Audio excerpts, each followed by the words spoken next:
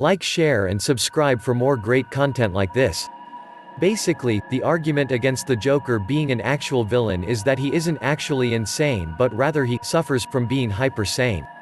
The idea behind the hypersanity thing is that the Joker is so sane that he perceives things differently from everyone else in his reality, or realities if you include the various forms of media he's involved with, and, unlike every other person in those realities, is aware that he's actually in a comic book, a video game, an animated show, a film, or whatever media it is.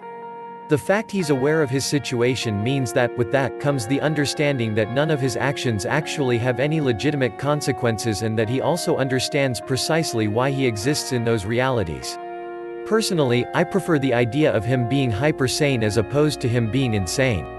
It fits perfectly with the theme of him being the representation, or embodiment, of chaos, and it explains why in one story arc he can be a laughing, joking prankster and in the next one a maniacal, psychopathic mass murderer. If you view it as the Joker realizing there's no consequences to his actions, then it puts a different perspective on why he'll constantly reinvent himself from one story, or media, to the next. It also changes the perspective of him merely being the villain and gives more credence to the idea of him being simply misunderstood. Basically, he knows that his role in each respective reality is to exist as the antagonist to the protagonist, so all he's doing is performing his given role to great effect.